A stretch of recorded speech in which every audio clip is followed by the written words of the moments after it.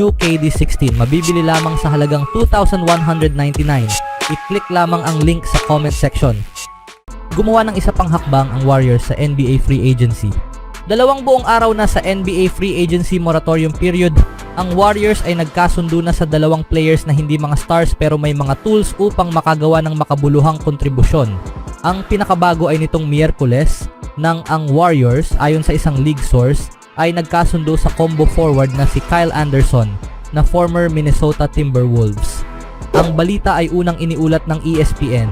Sumama si Anderson sa combo guard na si DeAnthony Melton na nagkasundo noong Martes bilang mga unang veterano na sasali sa Golden State. Plano ni Anderson na pumirma ng 3 taong kontrata na nagkakahalaga ng $27 million pagkatapos ng free agency moratorium period. Si Anderson at Melton ay fit sa hulma ng mga veteranong players na maaaring isama ni Coach Steve Kerr sa rotation at asahan na magbibigay ng produksyon. Bukod pa rito, sila ay mga solidong defender na may mataas na IQ na hinahanap ni General Manager Mike Dunleavy habang binabago ng Golden State ang kanilang roster. Maraming paraan upang magtayo ng isang team, sabi ni Dunleavy noong nakaraang linggo. Kailangan mong sumabay sa kung ano ang mayroon ka at kung ano ang may katuturan sa pagtatayo sa paligid ng iyong grupo. At iyon ang aming susubukang gawin. Sa tingin ko, walang iisang paraan para gawin ito, pero mayroong ilang magagandang konsepto at ideya sa paligid nito. Sa core nito, karaniwang makikita ang mabuting depensa, pagiging competitive, mataas na IQ at katatagan. Si Anderson, 30-year-old, ay naglaro ng mga mahalagang papel sa ilang matagumpay na teams.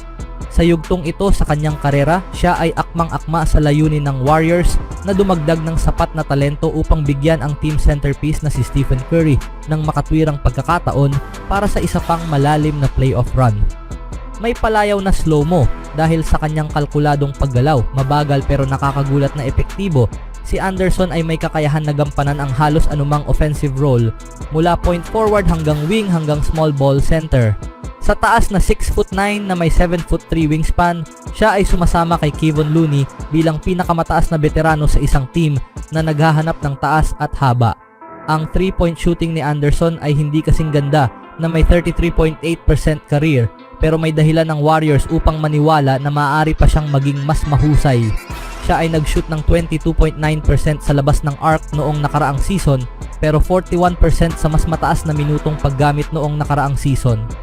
Ang Golden State na gumamit ng non-taxpayer mid-level exception upang makuha si Melton at sa trade player exception upang makuha si Anderson ay patuloy na nag-e-explore ng trade options ayon sa maraming league sources. Bagamat maganda ang ginagawa ng Warriors sa pagpuno ng mga pangangailangan, alam nila na kailangan pa nila ng isa pang high-level scorer upang makipagkumpetensya sa napakalalim na Western Conference. Ano sa tingin niyo mga kaibigan? Sino dapat ang isusunod na kunin ng Warriors?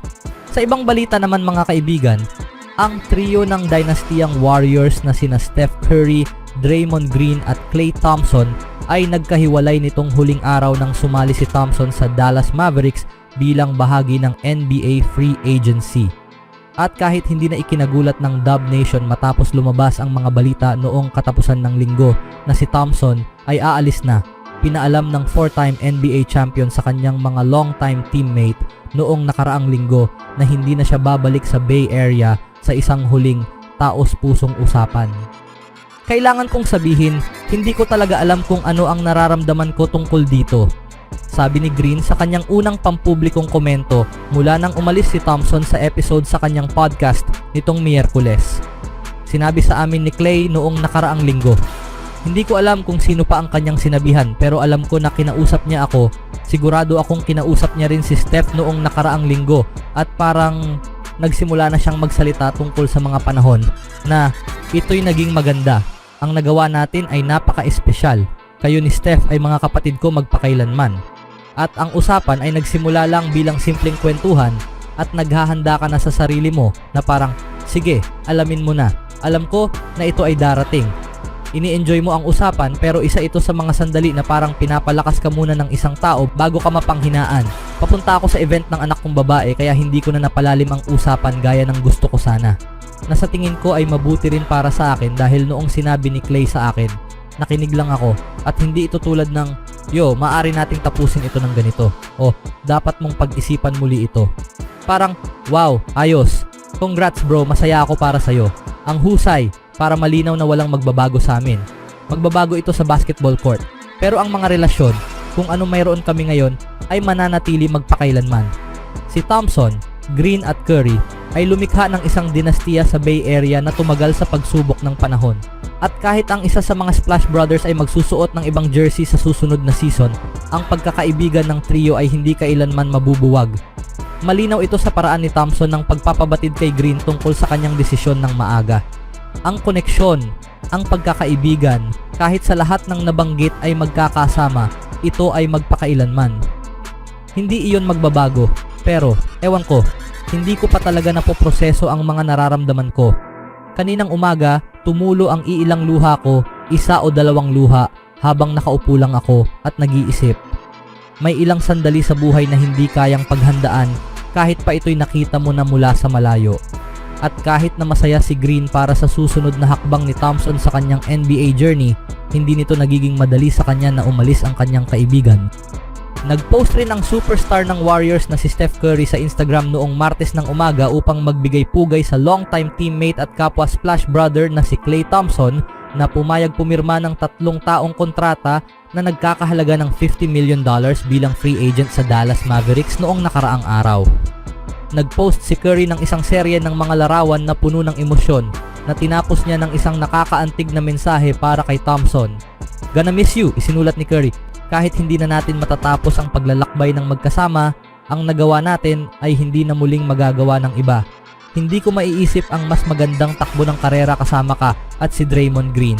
Binago natin ang buong Bay Area, binago ang paraan sa paglalaro ng laro. Kilaklay ang nasa gitna ng lahat. Salamat sa lahat bro, mag-enjoy ka sa paglalaro ng basketball at gawin mo lang ang ginagawa mo. Splash Bros for life my guy." Talagang binago ni na Curry at Thompson ang laro ng magkasama. Sumali si Thompson sa Warriors sa ikatlong season ni Curry noong 2011 at naglaro bilang rookie na may shooting percentage na 41.4% sa 6.8 na 3-point attempts per game.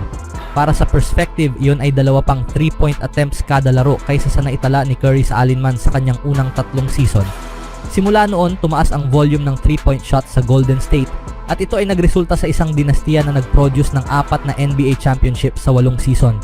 Sa 11 active season, si Thompson ay nag-shoot ng 41.3% sa 7.6 na 3-point attempts kada laro bilang 1/2 sa greatest shooting backcourt sa kasaysayan ng basketball. Ngayon, gagawin niya ito sa mas mababang kapasidad para sa isang karibal sa Western Conference. Ang desisyon ni Thompson na lisanin ang Warriors matapos ang 13 seasons ay malamang na hindi naging madali at ayon sa mga ulat, hiniling ni Thompson kay Curry na huwag pilitin ang Warriors na muli siyang pirmahan. Ngayon, si Thompson ay makikipagkompetensya laban kay Curry at sa Warriors bilang pinakabagong miyembro ng Dallas Mavericks na kalaban sa Western Conference. Gayunpaman, ang napakaraming alaala na ginawa niya kasama ang Golden State at ang kanyang Hall of Fame na pamana ay mananatiling buhay magpakailanman. Anong masasabi niyo mga kaibigan? Always do it on my own, so I gotta get through it. And the only thing I know is to love what I'm doing. Never give up, never slow, till I finally prove it. Never listen to the no's, I just wanna keep moving. Keep my head up when I act, head up that's a fact. Never looking back, I'ma keep myself on track.